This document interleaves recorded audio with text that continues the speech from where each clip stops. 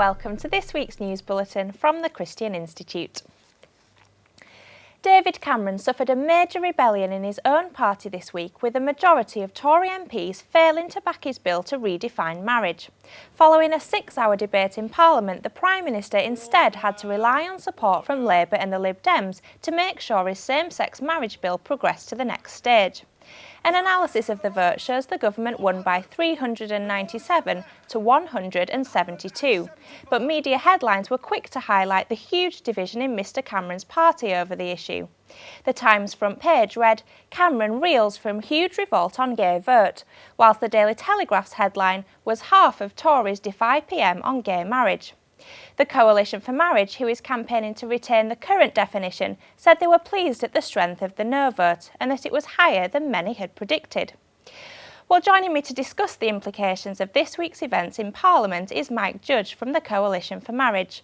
Mike, welcome. Thanks for joining us. Many people are going to look at the result of that vote in Parliament this week and think it's all over. Is that how you read the result? No, it's far from all over. We always thought that the bill was likely to pass this first hurdle. The crucial factor was how big would be the no vote, and the no vote was huge. Just in the run-up to the vote, the media was thinking that perhaps 130 or 150 MPs might vote against it, and in the end, 170 MPs voted against it. That was a very significant opposition. The bill now moves into committee, and of course it will then head to the House of Lords. So there are many, many more hurdles in the way of this bill before it can become law. So no, it's far from over. There's a long way to go. Right. And how damaging do you think that Tory rebellion will be for the Prime Minister? Is it going to be just one of those things that's quickly forgotten, or will it have a big impact, do you think? Well, MPs from across parties voted against the bill, but the largest opposition, of course, was to be found in the Conservative Party. And because that's the party of government, that's a very significant blow to the Prime Minister, who's put his personal backing behind this policy. So that will be very significant, and in particular it will be significant when the bill comes to the House of Lords, because it will encourage the Lords to see that there is far from a consensus on this issue, and that the House of Lords has an opportunity to reflect the will of the people, which is that marriage should stay as it is. Yeah. And so what are the Coalition for Marriage planning to do to keep that pressure on the government as it goes to the Lords next? Well, the Coalition for Marriage has been at the forefront of opposing this in the nation.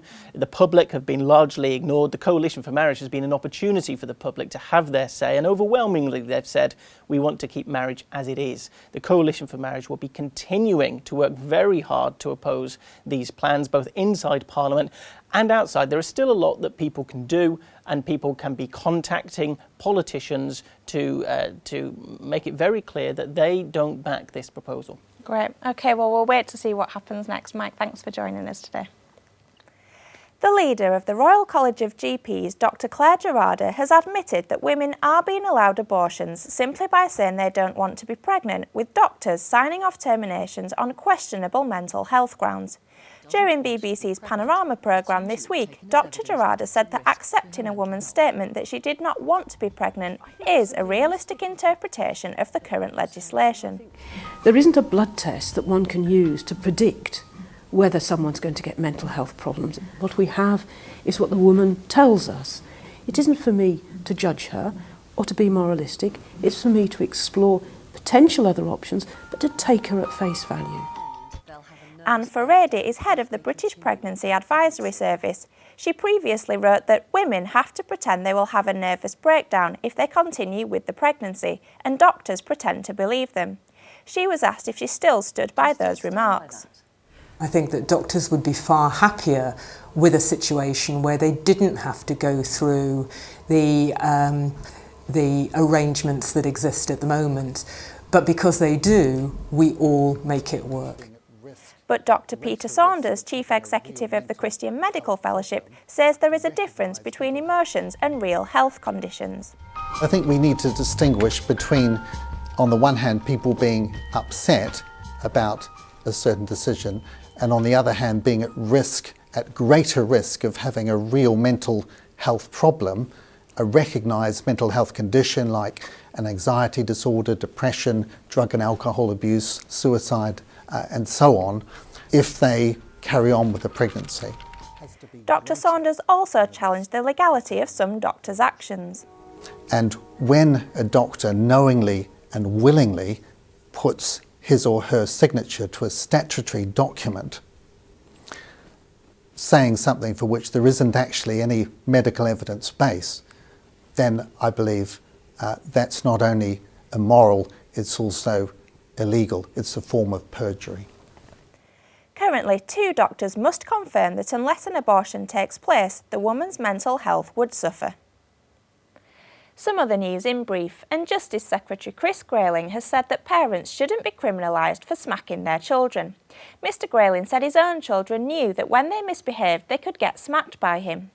In an interview for the Mail on Sunday, he said, "You chastise children when they are bad, as my parents did me. It sends a message, but I don't hanker for the days when children were severely beaten at school." Labour MP David Lammy also recently criticised those who claim that smacking is abuse, commenting, "There's a big difference between abuse and parenting." And children who watch Peppa Pig or Sesame Street on YouTube are on average just 3 clicks away from explicit adult material on the site, according to new research. Clips showing graphic footage such as nudity or violence were found in the recommended videos list displayed after popular kids' TV programmes had been viewed.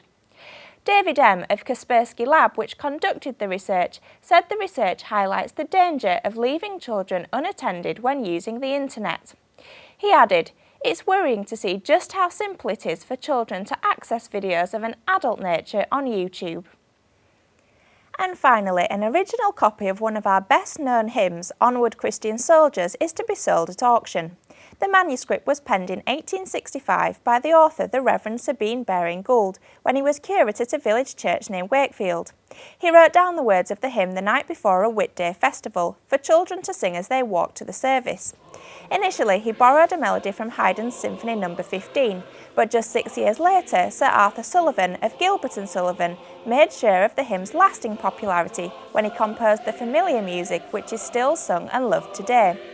The manuscript, which will be auctioned at Bonhams in London on the 10th of April, is expected to reach between £1,000 to £1,500. Well, that's all for this week. For more information and regular updates on all of our stories, plus much more, visit our website at christian.org.uk. Until next time, goodbye.